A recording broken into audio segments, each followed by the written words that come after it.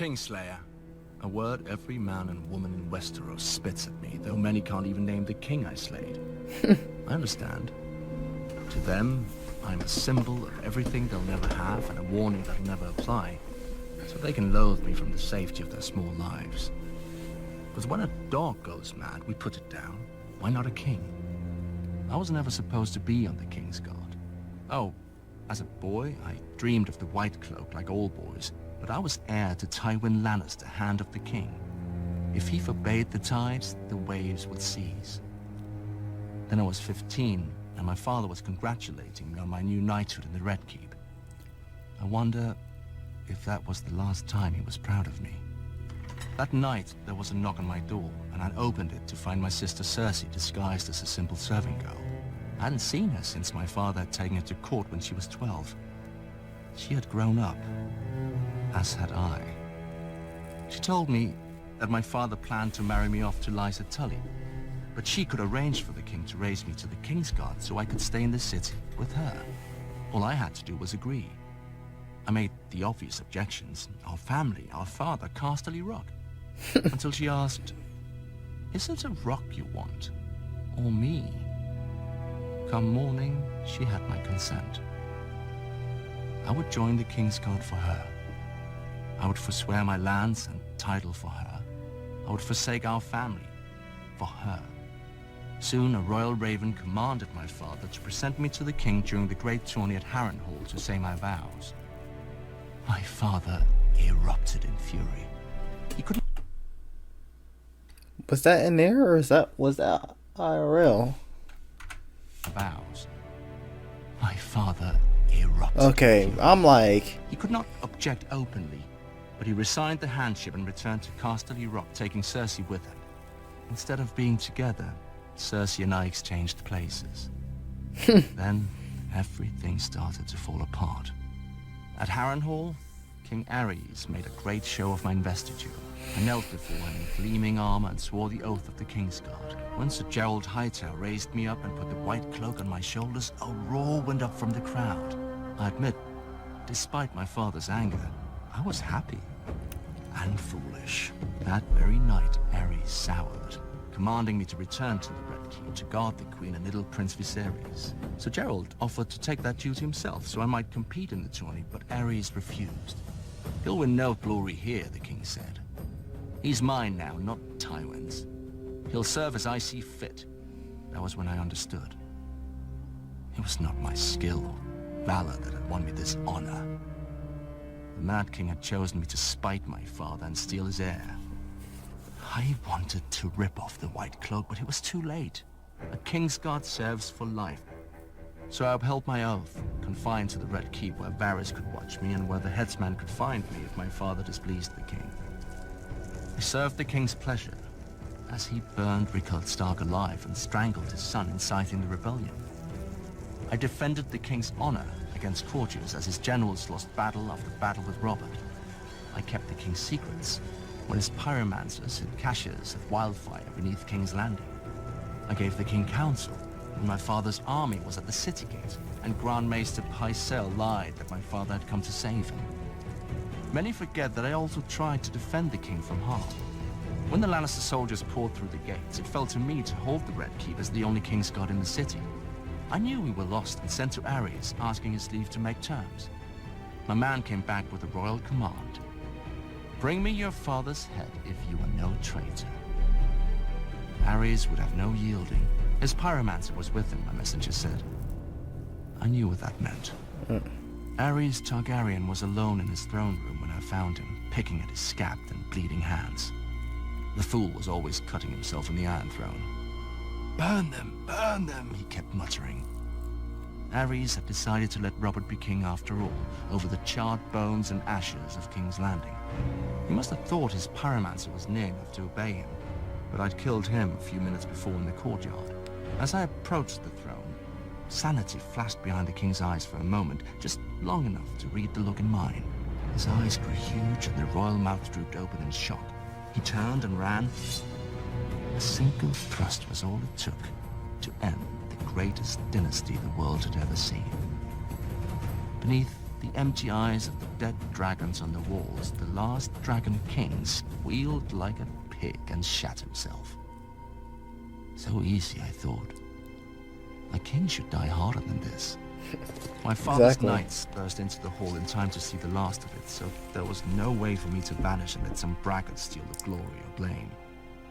I knew at once when I saw the way they looked at me, it would be blame. Lannister or no, I'd been one of Aerys' Kingsguard. I commanded them to announce that the Mad King was dead, and to spare all those who yielded. They asked me if they should proclaim a new king as well. I knew what they meant. Would it be my father, or Robert Baratheon, or maybe the child Viserys who'd fled to Dragonstone? A Targaryen boy king with my father's hand to rule the truth. Yeah, what's Dragonstone? I thought of how Ned Stark I don't remember what I was and thinking Robert about. Baratheon would howl at this end. I think it was a trailer. Heroic war, and I was tempted. Then I glanced down again at Aerys, his life's blood oozing from the wound and pooling on the floor around him. Proclaim who you bloody well like, I said. I climbed the steps to the Iron Throne and sat on it with my sword across my knees, waiting to see who would come to claim the kingdom.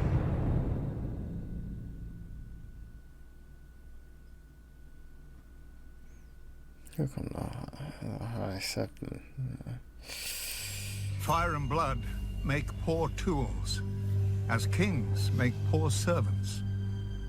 House Targaryen called themselves dragons long after the last beast died. Perhaps it's only fitting that even their humility was monstrous. Men worshipped on Visenya's hill thousands of years before Visenya came and Baelor raised the sanctum that bears his name. The massive dome and towers of the great Sept of Baelor can be seen from anywhere in the city, but not from the vast countryside that paid for it. Its 7 bells can be heard as far as Dragonstone whenever a king dies, but none tolled for the stonemasons, glaziers, and smiths who built it. The Great Sept was built to impress upon a man how much greater the gods are than him. A noble goal, and in that it succeeds. Within the main chamber, the sun streams through a 7-pointed star to illuminate the 7 towering over mortals. The crone with her lantern for lost souls, the mother with her welcoming arms, the father with his scales of justice, the maiden with her purity, the warrior with his sword, the smith with his hammer, and lastly the stranger with his shrouded face. Pilgrims cross the 7 kingdoms to light candles here at the feet of their gods, but these aren't the gods. The 7 aren't encased in stone in the Great Sept any more than the souls of dead kings are in the tombs below it. To steward his monument to vanity, Baelor summoned the High Septon of the Faith from his ancient seat in Old Town and gifted him with ornate robes and a crown of crystal and gold. And like a fool, the High Septon put on his lord's motley and danced at his lord's table. And with each passing year, the High Septons fell ever lower.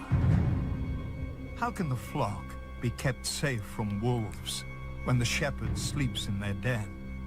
Baelor himself appointed a simple-minded stonemason, believing him the smith reborn. And when he died, Baelor replaced him with an 8-year-old boy, whom Baelor had seen speaking with doves that answered with the voices of the 7. Still, the common people revere Baelor as the Blessed.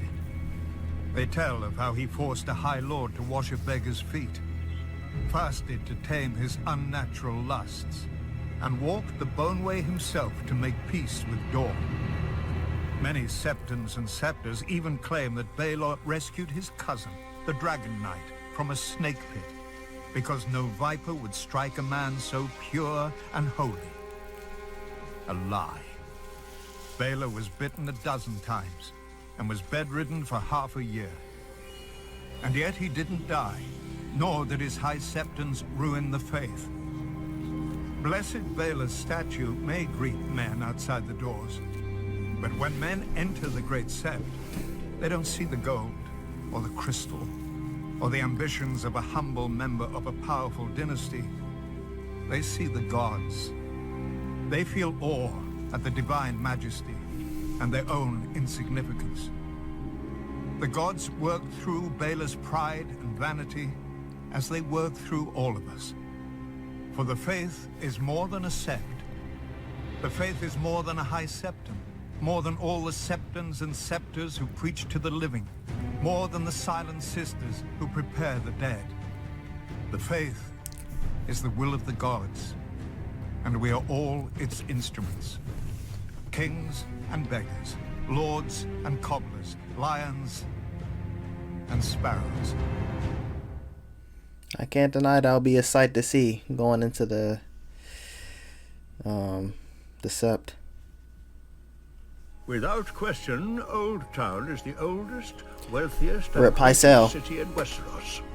Though King's Landing is more populous, and arguably more powerful. The city straddles the mouth of the Honeywine River, and the bounty of the entire Reach flows beneath its great stone bridges to ports that are renowned throughout the world. Thus we needn't speak more of them. More interesting is the history of the city. For none can say when it was founded.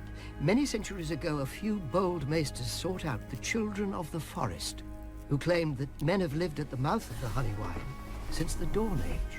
Nonsense. Check. Maester Jericho Okay. proved that the city began as a I'll make sure I trading didn't post, unplug it. where ships from Valyria, Old Geese, and the Summer Isles put in to replenish their provisions and make repairs. Hence the most famous feature of the city, the High Tower, raised even before the city walls, as a beacon through the fog-covered waters. Originally built of wood and standing a mere 50 feet above the ancient fortress of its foundation, it is now thick stone and rises even taller than the wall. Those born and raised in Old Town can tell the time of day by where its shadow falls. But no maester can tell why. Even in our oldest records, the island on which it stands is called Battle Isle. What battle was fought there, and when? As for the ancient fortress that forms the tower's base, its walls and interiors are all of solid black stone with no hints of joins or mortar, and no chisel marks of any kind. We know it predates the tower itself by thousands of years, but who built it? How? And against what? The maesters who have studied it declare it to be of Valyrian construction, akin to Dragonstone and You the can just Black hear Walls the- of Volantis. As is well known, You can just hear the Dragonborns disdain of in his Valyria voice could turn stone when to he said liquid that. with dragon flame to shape as they wished. Didn't one archmaester link the fortress to the vanished maze makers of Lorath, and another maester to the legendary Deep Ones who inhabited the Iron Islands before the Ironborn? Both marginal opinions without common support. But of more importance than the origin of the tower is the family to which it gave its name. House Hightower, the ancient ruling family of Old Town, known for their prudence and love of peace. And pieces of gold. During the Age of Heroes, when Lymond Hightower saw the Gardener Kings conquering the Reach, he didn't beat them on the battlefield, but in the God's Wood.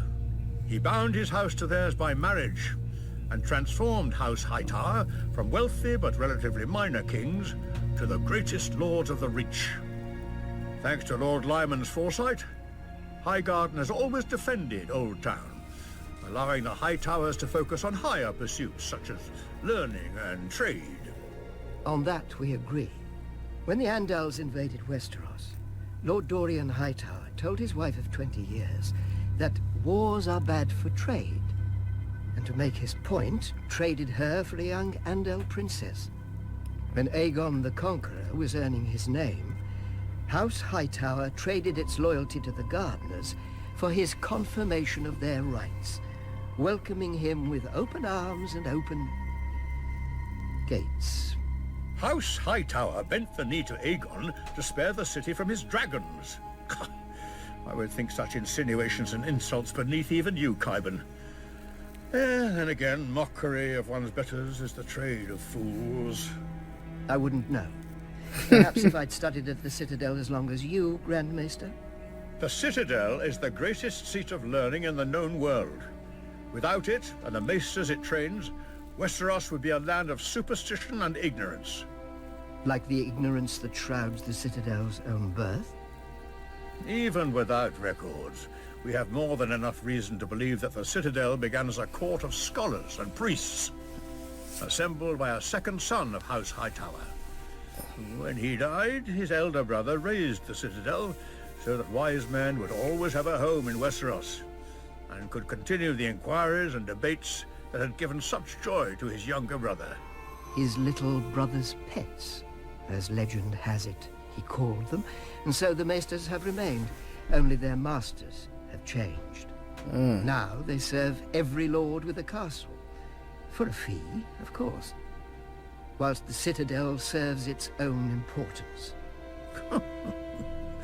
Every word you speak merely validates your own expulsion from our ranks. Knowledge is validation enough. I assumed the world's greatest minds would agree, and perhaps they would if I'd met them. Old Town is a city for old men and old beliefs. But the world is changing. No matter how high the tower, the clouds will not hold it up if the ground shifts beneath it. You got the mountain just looking at me like, dude, back up, bro.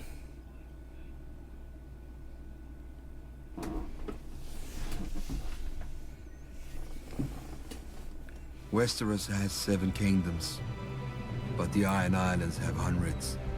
Every ship on the waves is a kingdom, and every captain on his deck is a king.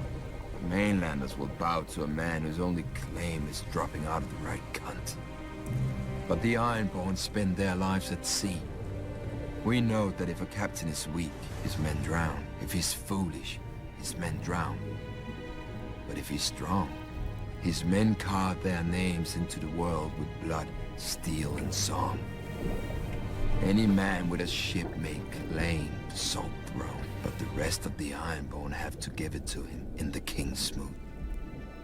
Our priest claimed the first king of the Iron Islands was the Grey King, who ruled over the sea itself in the dawn of days. He took a mermaid to wife and stole fire from the storm god, A and mermaid, carved the eh? first ship from a demon tree that fed on human flesh. When he died, his 100 sons slaughtered each other until only 16 remained. Since none could overpower the rest in battle, they came together and chose the strongest to be their king. And so began the tradition of the Kingsmoot.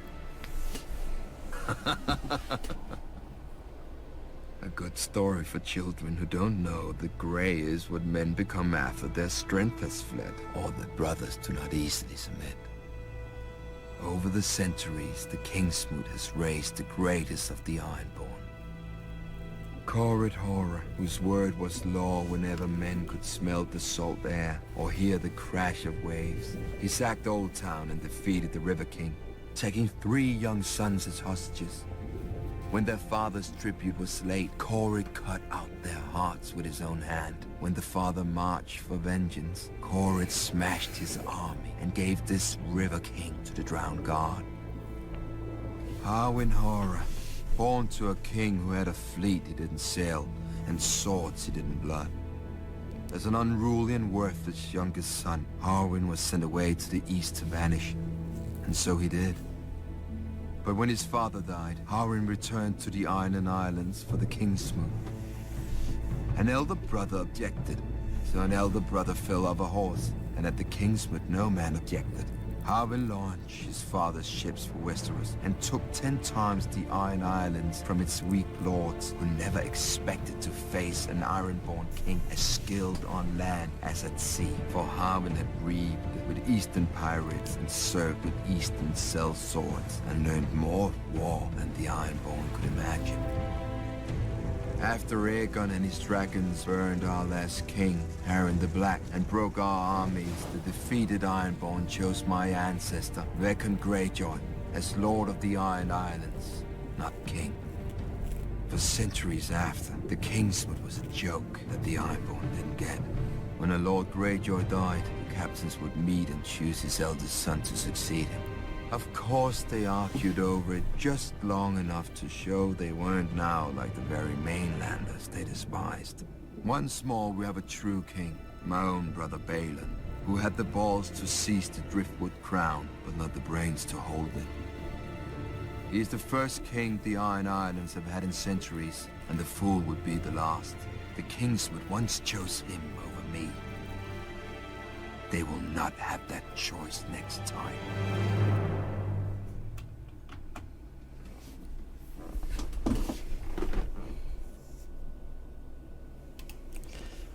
Alright. That's gonna conclude this one, man.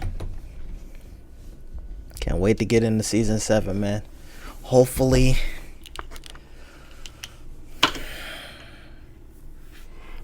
like I'm gonna keep saying, or at least I'll keep saying until, you know, we get there. This is probably gonna be the last time I say it, but well, I don't know, depending on if I put the trailer first or this. But season 7 and 8 are the ones that here is iffy, especially season 8, because when it was around season 7, people still, you know, people will still be talking about, oh hey, these shows, they should just do what Game of Thrones is doing, do less episodes and make them better quality. And they were talking about season 6 and 7 type shit. Well, they could have been season 6. Nah, because I remember seeing less than 10 episodes, so I had to be season 7. And I was just like, oh, okay, bet. But, you know what I'm saying? I hear that, you know, mostly season 7 and 8. Or not mostly season 7 and 8, but I hear mostly from people that season 7 and 8 are it's no bueno. You know what I'm saying? Specifically 8. But we just gonna see for myself. Like I said, there's a lot of things that I like that I'm like, ooh, this is my favorite, or you know, I really like this, and then I'm either shocked to see other people don't like it or vice versa. But let me know what y'all think in the comments down below. If you like the video, make sure you drop a like, subscribe, share with your friends. Stay tuned for the next one. It's been Direction by the World's Coolest Nerd, and I'm out. Peace.